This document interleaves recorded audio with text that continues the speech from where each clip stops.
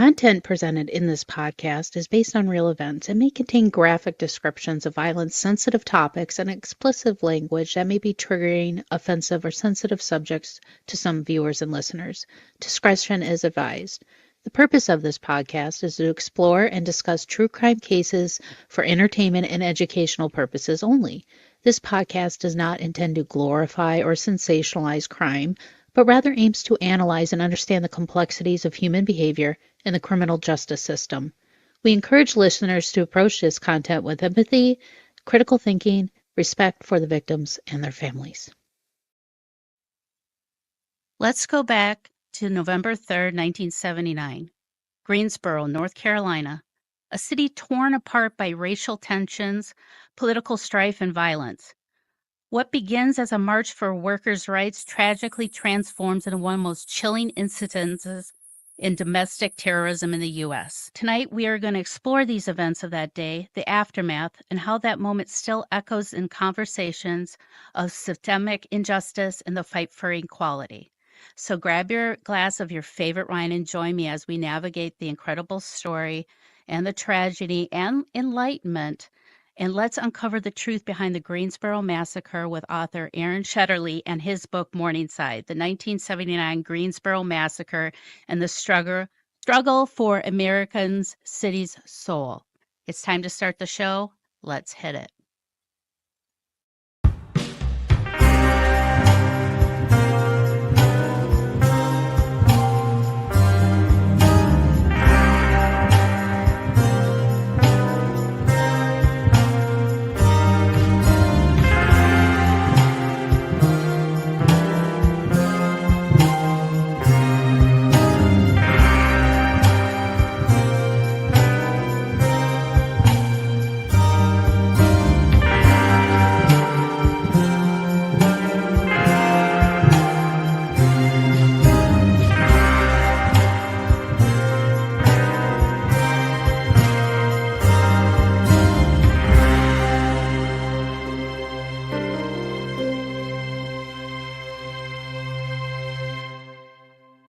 I'm Winnie Schrader, and welcome to another episode of Mysteries, Mayhem, and Merlot.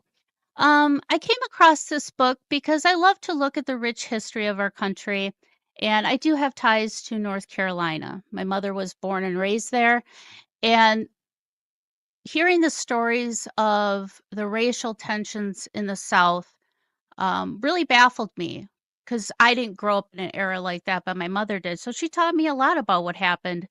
And it didn't end when the Civil Rights Act was enacted. Systemic racism kept going on, especially in the South. And that's why I wanted to get author Aran Shetterly, who wrote the book Morningside. Welcome to the show. It's great to be with you, Winnie. Thanks for having me on. Yeah, not a lot of people know about this. Now I do because I'm a historian and things like that. But something like this should be in our history books and taught in schools, because no one would ever think that November 3rd, 1979, the KKK and neo-Nazis would go and just wipe out a bunch of, people that are protesting for rights. I mean, it's hard to grasp living in an era of that and knowing that I was very close to that. So what was the draw for you to go into this book and to look into this case and want to showcase it and tell the world about this story? Well, it's really interesting you asked that question, Winnie, because I didn't know about this history. And in 2015, I was in Greensboro, and my father had a show of paintings at the International Civil Rights Center and Museum there, which is in the old Woolworths building where the sit-ins started in 1960. So it's this historic monument to, the civil rights movement and Black liberation in this country. And so I knew about that history. And the woman who organized the show of paintings said, there are two people you have to meet. And we went to this little cafe, little Salvadoran cafe on the edge of downtown Greensboro, and in walked Reverend Nelson Johnson and his wife, Joyce Johnson. And they sat down and they told us this history that we're talking about, how they had been working in the mills to organize workers across race, and they had been, planning a march for November 3rd, 1979. And as they were setting up, a caravan, as you mentioned, of Klansmen and neo-Nazis showed up, picked a fight, started shooting.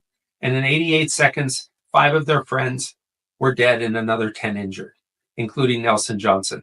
And here's the thing. No one was ever held criminally responsible for this. I mean, and so I was sitting there listening to this, and I thought, I had 2 reactions. One is, how do I not know about this, right? This event that happened, how did it get erased? And the second thing, which really motivated me to come back to Greensboro 2 years later when I could start thinking about this, was the spirit that the Johnsons had. These are people who carry trauma with them from this event every day. Mm-hmm. And they're still out there working for equal rights and better and equity. They are doing it with this commitment and loving spirit. And that hopeful love that exuded off of them, I thought, I need to know about these people. I need to know how they do this. So that's what motivated me. Well, yeah, I mean, it's kind of amazing how the human psyche can keep moving and keep striving for survival, especially when there's so many roadblocks in the way. I mean, when you look back at the history during the civil rights era, the 50s, the 60s, it was so volatile there. My mom told me many times, there was times she was scared to go to school and things like that because of the constant tension. And it seemed to go away slightly, not as upfront, but it seemed like in the late 70s into the 80s, there was this resurgence of the Klan. There was this resurgence of neo-Nazis.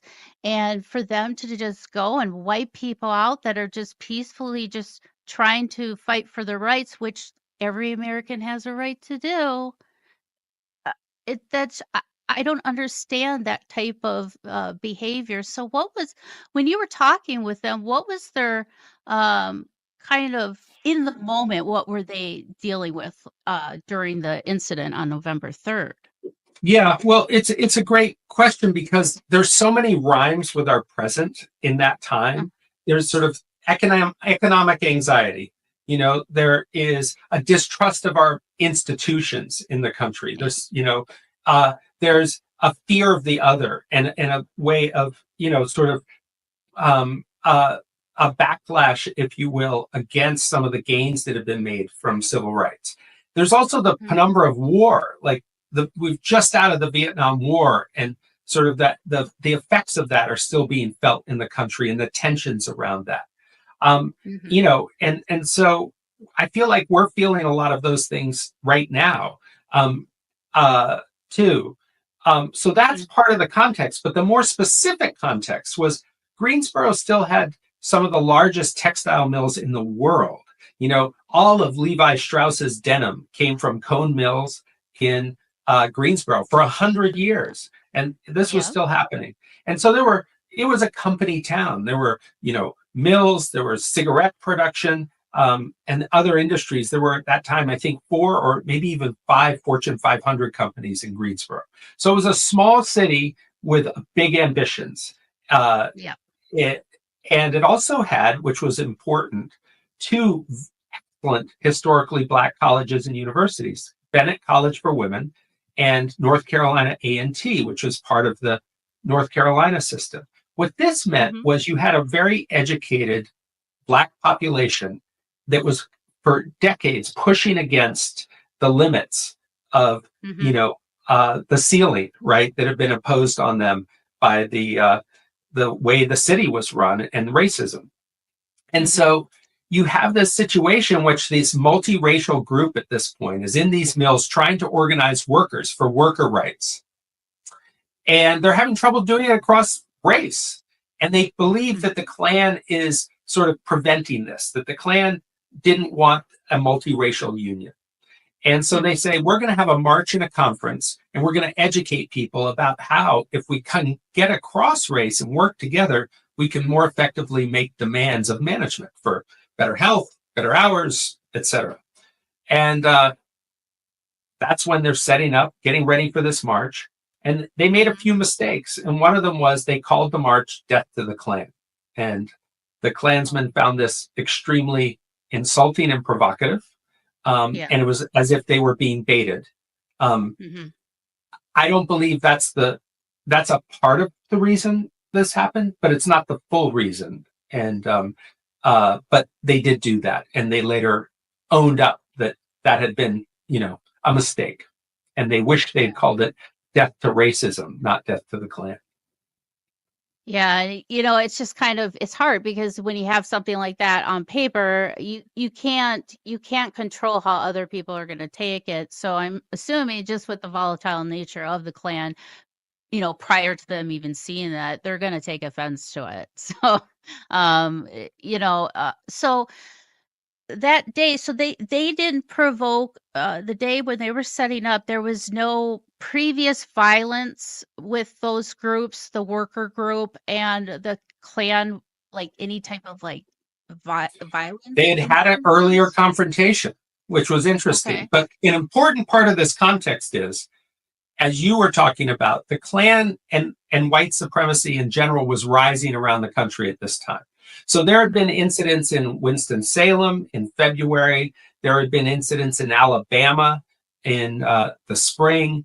The Klan was becoming more active. And so these guys felt they had to stand up to it. And so in July, so this happens in November, in July, the July before the November 3rd incident, the Klan was holding a recruiting event in a little town about 70 miles south of Greensboro called China Grove. And they were filming the film Birth of the Nation, which was this 1915 film about the Klan defeating Reconstruction. And it was considered this heroic event in the film of how the Klan had saved America by getting Black people out of government. And right, I have actually seen the movie. Yeah, it's pretty shocking at this from this vantage point.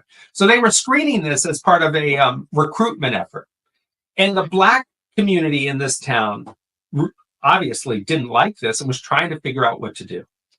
And the Nelson Johnson and some of his the people he worked with, the organizers, went down and made a plan to march up to this town center where the Klan was showing the film, this community building, and try to prevent them from watching the film.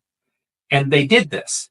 And so about 100 people march up to this community building, and these about a dozen Klansmen are standing there with automatic weapons and rifles and guns, and there's this extremely tense face-off. And there are about 3 cops there. And that thin blue line was probably the difference between there being violence or not violence that day. And in that case, it was not violence. So they had that incident, and that was the precursor in some ways to what happened in November. Okay. So obviously the horrible incident of them just opening fire on a group of people, the victims that were part of the labor and civil rights activists was Sandy Smith, Cesar, is it Cause? Cause. Bill Sampson, Dr. Michael Nathan, and Jim Waller. And how did the rest of the group handle losing 5 of their members like that? And you said that a lot of them were, other ones were actually injured. Are any of them still around that, do they go around and still talk about this incident? They do. They do. And they're still alive, a lot of them. And I spent tons of time talking with them, and they try to spread the message of both 2 things. One is the danger of what they faced and what happened to them, because there's a big mystery at the center of this that we will talk about, because it was about more than a communist activist group versus the Klan and neo-Nazis. It was more complicated than that. And but I mean, they were terrified. I mean, this was they didn't think that, in a sense, they saw this as a first wave. They still felt like they were targets. And not only that, in the immediate aftermath, they're being tailed and surveilled by the FBI and the local police. There's nowhere they can go where they feel safe. They all lose their jobs. They're fired. They can't get jobs. No, I mean, it was a terrifying moment. And at the same time, they're trying to grieve these people who they were extremely close with. I mean, this was a very small, tight-knit group of people. And trying to figure out what their futures held, what the legal implications of this were going to be. It was a very confusing, tense time. So was law enforcement, going through the investigative side of the case, was the police department and the people that were involved putting together a case for this, were they complicit with racial ideology, or did they step away from that? Because I know there's a lot of police officers down there, even at that time, were former KKK members, or you know what I mean. So it's like, were the law enforcement and the people that had to put this case together, were they doing it on behalf of the victims, or was there something that they were kind of shooing away and sweeping under the rug? Perhaps even more than that. So when I heard about this story and began to research it, one of the very strange things about it, Winnie, was that here was this group of people setting up for a march. They had a permit from the city to march. There were 4 news crews there that were filming everything. So this whole episode was filmed, and the way it's like today, right, where there are always cell phones on, and we catch some of these things, like George Floyd out where you are on film. They were used to, whenever they had events and marches and parades or whatever, it crawling with cops. There were no cops there. There were no cops there that day. And so they showed up and they thought something strange. And then someone said, "Where are the cops?" And so this was this very curious thing, right? And then all of a sudden this caravan shows up, and the cops don't show up until after. So I was in a cop bar in Greensboro in 2018, and I was interviewing one of the police who'd been on duty that day. Okay. And he said to me candidly, "I wish Nelson Johnson, the organizer of this event, who's at the heart of my book, had been killed that day." I was stunned. The police officer said that? The police officer said that to me. And then he went on to say to me, Winnie, to give you a sense of the sort of the racial picture of this, right, at that time, he said, "What made me such a good cop is that I could I could go down the street and I could see a black man walking. And I could tell by the way he walked whether he was a good black man or a bad one. And if he was a bad one, I just followed him until he did something wrong, and then I picked him up." So it gives you a sense of what we're dealing with at that time in Greensboro and what these folks were up against. So what is at the heart of this story is the police had an informant in the Klan. They asked him, they said, Eddie Dawson was his name. They said, "Eddie, what's the Klan going to do?" Eddie goes down to a big Klan rally. And he doesn't just find out, he stands up at this Klan rally and says to the Klansmen, about 80 of them, "It's your patriotic duty to go to Greensboro and deal with these communists." He says, "How many of you are going to go?" 80 arms shoot in the air. And someone says, "Can we bring guns?" And Eddie says, "I'm not your daddy." And then and so he goes back and he tells the police department that they're coming. and they weren't there that day. Yeah, that explains a lot. That's very disheartening to know that I was telling you before we started the interview, my mother, they kind of went through the same thing growing up in Maxton, North Carolina. My father was a constable of the town, and he was the only law enforcement that would handle the emergencies or whatever a police officer needs to attend to in the Black communities of Maxton, North Carolina, and the surrounding counties. And we had my mother, when she was a child, the KKK would burn crosses in their yard because they felt that my grandfather was, they painted on the house, the Big N lover, and they just had to get out of there. And yeah, just the systemic racism kept building and building and building. And a lot of people don't know how bad it was in the 70s and 80s down south. Like you said, nobody really knows about this story. But one thing that Exactly. I find baffling is that nobody was basically charged with. I mean, they were charged, but nobody was found guilty. I mean, it seemed like they just said, "Oh, okay, well, it happened," and then just shoo it under the rug. I mean, the police were, uh, they were absent during it, it says, but they all got acquitted? Is that right? All of them? No one was ever held criminally responsible for what happened. It's amazing, and so, yeah, how, right? Yeah, how even this at this time, how did this not get, I am so lost for words because for a group of people to go plan, this is premeditated. This should have been life in prison without the possibility of parole. And all of them just they all get acquitted and nobody's found guilty of this crime. How what was the district attorney at the time? Was he more of a white nationalist as well?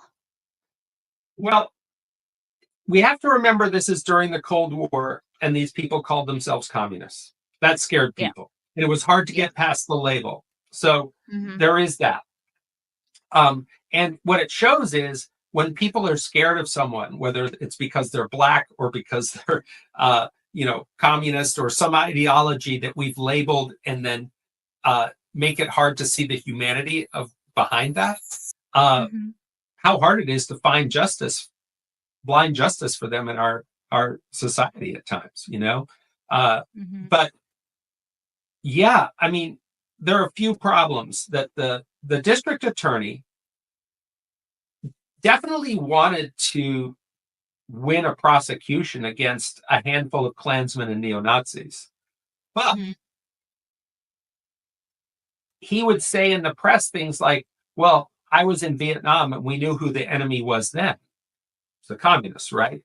So Mhm. he made sure that people understood where he stood, that he wasn't a friend of the communists. That made him very nervous, Yeah. and then he'd say, well, of course, I don't like the Klansmen and Nazis either. I'm Catholic and the Klan doesn't like Catholics. And, uh, my father fought in World War II, so I don't like Nazis. So he would sort of say he didn't like any of them. But it Mhm. created this situation in which the sort of cultural sense of this was all of these people weren't even really human. But the defense attorneys for the Klansmen and Nazis were brilliant. I mean, they came in and they wrapped them in the flag and said, these are, Christian patriots who are protecting the American way of life, against communism. And it worked for these all white juries in the South. Um, so there were 3 trials. There was Okay. a state murder trial in which all of these folks were acquitted. There was a federal civil rights trial in Okay. 1984, all acquitted again. Then there's a federal civil trial, and it's the first time the plaintiffs, the victims of the shooting, Uh-huh. got to use their own lawyers. Okay. And at that point, there's a sliver of justice. And the jury finds, for the first time, and only time perhaps that I know of in American history, Klansmen, neo-Nazis, and police officers jointly liable for wrongful death. Wow. And what was the I mean, what if they were all combined for that that charge? What was like the punishment for that? I mean, yeah, it was. I mean, because it was a civil trial, it was a financial award. Oh, okay. So right, and so they awarded some money. Oh, okay. I got you. Yeah. Was it ever paid out? The city of Greensboro played the bulk of it on behalf of all the parties, which is interesting, right? So they paid it on behalf of the police officers, the Klansmen, and the Nazis. And $350,000 for one of the people killed. And what's interesting is the activists then use that money to start a foundation to fund activism throughout the South. And that foundation is still funding racial justice activism around the South. Oh, okay, yeah, because people don't understand, especially in the time that we're living in right now and what's been happening with our political climate. Activism has kind of had a resurgence, and I'm hoping that we can do it all in a peaceful way and not have another Greensboro incident. Because we need our tensions to kind of relax a bit now and just kind of figure out how we're going to move forward. Well, We do have to take it's so interesting you say that, because a big part of my book is about how the Johnsons and the other survivors recovered from this, and the work they continued to do, and how they continued to do it, and the spirit with which they continued to do it. So in that sense, what I began to feel was they're amazing models for their resilience, their adaptability, their big-heartedness, and one of the things that they would say to me is, listen, we believe in the dignity of every human being, whether it's the Klansman, the Nazi, the police officer who's corrupt, or whomever it is. And I really took that to heart. So I tried to write all of the characters in this book as real human beings, not as sort of cardboard cutouts for good and bad, Yeah, because that systemic racism, it's almost like you don't feel sorry for them, but it's like, I understand this is how you're raised, but it's not right. And I remember going down south and hearing like kids my age throw racial slurs around like it was nothing, like it was just a normal way to talk. And I just so I started seeing how racism kept going forward throughout the decades and stuff, because it's obviously taught to our children. And I have taught my children to love everybody equally. I'm going to treat you, if you treat me nice, I'll treat you nice back. That's pretty much it. Yeah. But so we do have to take a quick break. But when we come back, you mentioned something about the mystery and stuff of this case, but I also want to know, like, kind of where this organization is now, and how they plan to move forward and continue to fight for civil rights, whether it's workers, housing, education, and see, to take some tragedy and to turn it into something positive is something we need more in this country.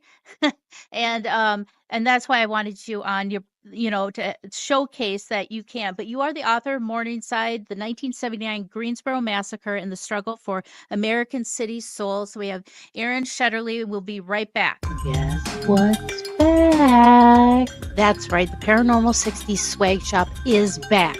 Of course, we have the ever-popular Paranormal 60 tees with all the sayings we know and love. Plus, we have new and improved travel mugs, a new improved hoodie, and a brand new product. You gotta rock the croc with the Paranormal 60 foam slip-on shoes. All you gotta do is go to theparanormal60.com, click the swag shop tab at the top of the page. As you can see, this is where you can purchase Dave's book bundle. You can get The Other Side and Theater of the Mind, both signed for just $40. But if you want to go to our swag shop, just scroll up and click the merch button, which will take you to our Paranormal 60 swag shop, where you can purchase all the new items and your favorite items all in one place. Thank you so much for all your support. And remember, Darklings, stay spooky. Okay, and we're back. I have author Aran Shetterly, who wrote the book Morningside, the 1979 Greensboro Massacre and the Struggle for American City's Soul.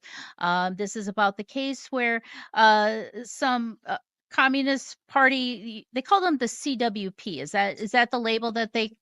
The Communist Workers' Party, yeah. This was not Communist Party USA connected to the Soviet Union. It was a local, homegrown communism. Yeah. Yeah, it was kind of, I believe the or organizations like that are more like in today's society is like Acorn and things like that to fight for workers' rights. So yeah, and then of course the KKK came in along with some neo-Nazis with some guns and just decided to wipe people out. And knowing that nobody was held responsible for this brutal attack of terrorism in Greensboro, North Carolina.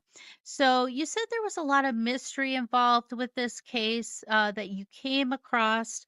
I would like to talk about that. And I also want to talk about kind of where the organization is now and, overcoming the tragedy and how they turned that into something positive so those people's death aren't in vain and they're continuing the good work for them. So what was kind of that mystery element of the case that, really grabbed at you? Well, in the immediate aftermath of the shooting, the mayor at the time came out and said, this has nothing to do with Greensboro. These are just these extremists. Greensboro is a victim here. They had a fight in our city. And look away, right? Mm-hmm. And so, part of the mystery that interested me, or part of the history mystery, is the way in which this did have something to do with Greensboro. What did it have to do with this place? Why did this happen here? And that was something I set out to understand, because I write these books to understand something, not because I know it.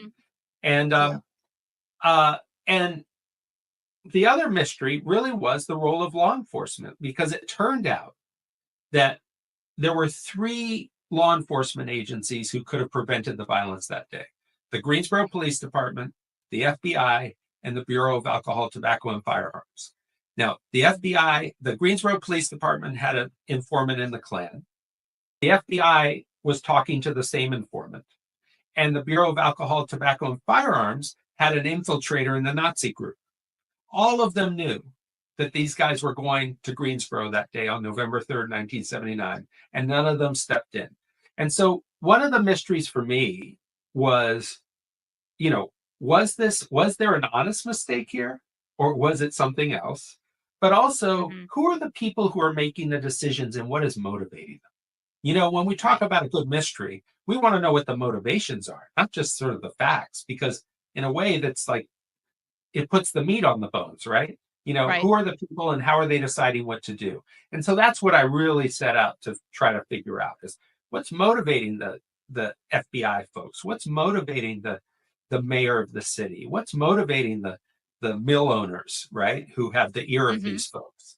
And so that is what really makes it, to my mind, an interesting and worthwhile story. And that's what I tried to, set out to tell. Yeah, and that's why I'm so drawn to true crime, because it's not like I want to hear, see the gore or, the evilness of it. I try to understand as how 2 people could have the same upbringing, the same type of parents, all the events in their life are the same, but yet one could be a serial killer and one could be a normal person. It's like what draws these people to say to have a concept of, obviously the KKK, the white nationalists, to take that concept and to think that that's okay to just go murder people And I just laugh at these neo-Nazi groups that they're so Christian. Well, it says right in the Bible, "Thou shalt not kill," and you're not their judge. You're not their final judge, and for them to just do that, is it's just so disheartening. It just breaks my heart to know that people today are kind of having a resurgence of that as well. Well, yeah, there were Nazis marching in Ohio, a few days ago, right? In Columbus, Ohio, I think. And so we are definitely having another uptick of this sort of activity, I think. And as a friend of mine said to me when I started working on these, he said, remember, Aran, bad ideas travel too. It's not just good ideas. And one of the things that I found out that was really chilling was that you remember Dylan Roof, the young man who walked into the church in South Carolina, Yeah. sat down and prayed with some black parishioners and then pulled out a gun and shot none of them. This was in 2015. It's when I met the Johnsons. When I started researching this and found out more about the legacy of what happened in Greensboro in 1979, I found out the degree to which it inspired this white nationalist violence over the coming decades, including Dylan Roof. That this was, and so one of the things I took away from this was when there isn't accountability, right? No one was held criminally responsible. You're right. And there's a sense of impunity, and there's also a sense that your culture really approves of what you did, and so these guys who did the shooting in Greensboro were celebrities in this white nationalist movement. They went around recruiting and inspiring people all around the country. And so I think that, that's an important takeaway for me is we have to hold people accountable for events like this. But to your point, go ahead. Well, I was just going to say, because if you don't, this bad behavior is just going to continue to grow and it's going to escalate. And I'm hoping that our society is smart enough not to repeat the past. But you had Charlottesville a few years back in Virginia. That was Charlottesville, Virginia, correct? It's where I live. It's part of the reason I wrote this book. Okay, so that happened in your town. I'm gonna have to have you back on for that because that incident to me was just heartbreaking. Yeah. To know that our country is so divided to the point where we're running people over with our cars because we don't agree with their beliefs. That no, no, no, no, no. That's not what our country's about. And that's why we have groups like this to keep, to make sure that everybody doesn't feel disenfranchised. And so with the group that now do they call themselves the CWP anymore, or what's kind of their? No. Okay. In fact, it's really important, that transformation, particularly for Nelson and Joyce Johnson. Okay. Coming out of this, Nelson Johnson then decided communism was not the right answer in this country. That it was too scary. Also, he began to see that a dictatorship of the proletariat really made bad guys of the other side. And he began to think that's not the solution. We have to walk toward each other, is the way he talks about it. And so he went to seminary and he became a pastor and sort of a liberation theologist. And then he founded a church and a nonprofit organization called the Beloved Community Center. And the Beloved Community Center works for labor and racial justice and on behalf of the poor and marginalized in Greensboro and throughout North Carolina. And it's this marvelous organization where you walk in, honestly, Winnie, and you feel this sense of tolerance, that anyone can walk into this space and be treated as an equal. And it's this wonderful, quite powerful feeling. And I felt it immediately when I walked in there. And so they are still doing the work there in Greensboro, but with a different philosophy, a different approach, and a more generous, in a sense, outlook. And so, and they've done a lot of interesting labor and racial justice work, one of the things that Nelson talks about is the idea that whenever we're working, let's say, with a labor dispute, that what you have to really do is make it a community issue, not just workers against management, but think about the husbands and wives and aunts and uncles and parents of those workers, the community network, and how this labor strike is affecting all of them, and bring them into it. And when he's able to do that, he's extremely effective, and the communities that he works with are very effective.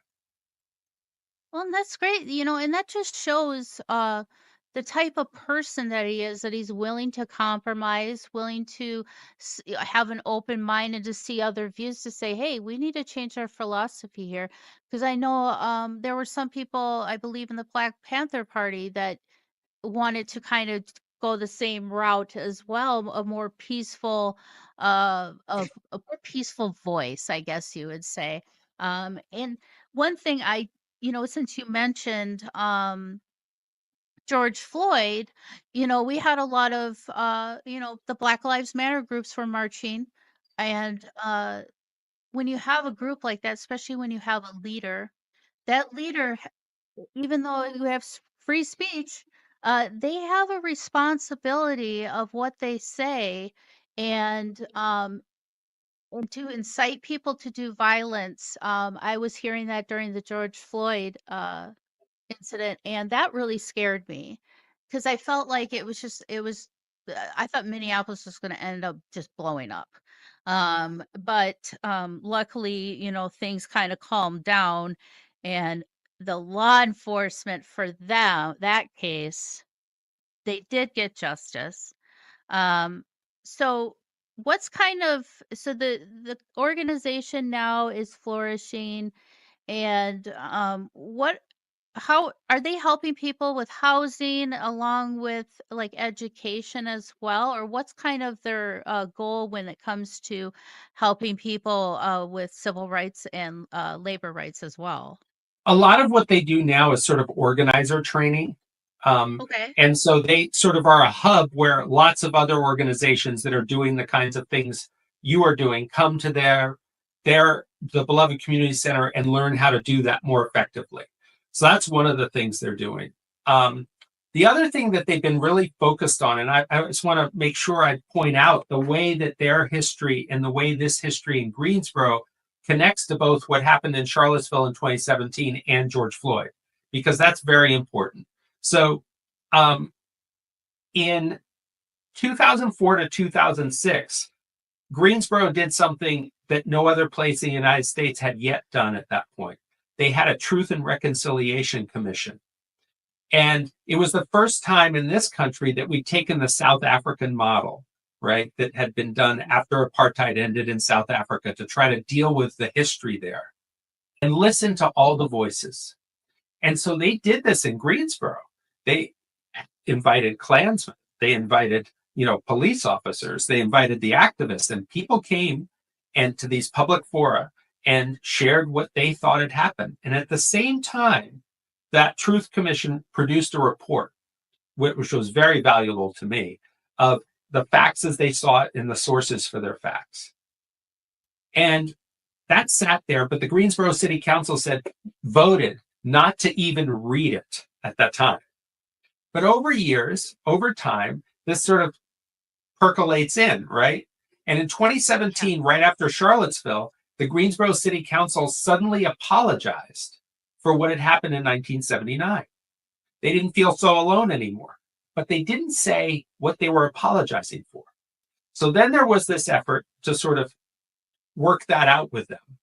And then George Floyd happens, Breonna Taylor, Ahmaud Arbery, that whole thing, we're in COVID. And all of a sudden, the Greensboro City Council calls a Zoom meeting. I clicked in. I wanted to see what they were going to talk about. And they apologized in a new way. And they said the police department could have prevented this violence. Yeah. And then what they did, to your point, was they named a scholarship in the names of the 5 people who'd been killed for high school students in Greensboro. So this was a way of saying, you have not died in vain. we are going to uphold your legacy, and high school students who are interested in social justice can write an essay and apply for this scholarship to help them go on to study. And it was a very powerful moment. Wow, that is a wonderful thing. That just shows you the resilience of humans. And, we don't want to fight. We don't want to be confrontational. We want to care for each other. But the problem is that we're so blind to, or not even open-minded to anything, and so closed off that we don't see the beauty in other cultures and other ways of life. And to know that there are scholarships for people that are probably less fortunate, but still have that opportunity to flourish, and especially for the minority groups. I always thought during when Johnson enacted the Great Society, I believe it was, and they gave Section 8 housing and stuff. Okay, I understand that, but I almost would have felt that it would have been more beneficial to pay for the African American community's college, since the government stripped them from a proper education their whole life, and for decades they did that. It's just I almost feel like taking something like this and giving it something positive to contribute to society and to make society better, that's how you're going to get rid of, I mean, you're never going to get rid of racism. It's just always going to be lurking anywhere you go. But to know that it's going to something to help uh, contribute to society and to educate and flourish. And I applaud people like that. And I applaud you for shedding light on this topic, because I knew about it, and I happened to come across your book, and I'm like, somebody wrote a book on it. I'm going to have them on. So I'm so glad you had to come on and talk about this, Aran. I have Aran Shetterly, the author of Morningside, the 1979 Greensboro Massacre, and the Struggle for American City's Soul. I'll have a link in today's program guide for that book. Now, do you have a website that people can go to and check out some of your other works as well? Please, yeah, it's AaronShetterly.com, just my first and last names.com. Perfect. And you can also reach out to me there too. Yeah. Oh, okay. And yeah, I'll have a link in today's description for your website as well. Now, do you have any upcoming projects that you're working on? Any cases that you want to write a book, or one that maybe you're thinking about pursuing? Is there one in Raleigh? I've got an idea for a book set in Mexico, so I'm we'll see what happens, but I'm very interested. I think I've got a good one. Oh, well, thank you so much for your contribution to society and to history. And like I said, folks, and if you buy the book, please rate and review. It helps these books get seen more to these authors. And if you want, I have on my website at mysteriesmayhemmerlot.net, you can look at the True Crime Collective, where I have all the authors' books along with their interview and the buy the book link right there for easy convenience for you. It's a one-stop shop. So just visit me at mysteriesmayhemmerlot.net. And thank you so much. And I hope to see you all next week. Thank you for joining me for another episode of Mysteries, Mayhem, and Merlot. And until our next case, my armchair detectives, stay safe, stay vigilant, and stay aware. I'll see you right here next week on Mysteries, Mayhem, and Merlot.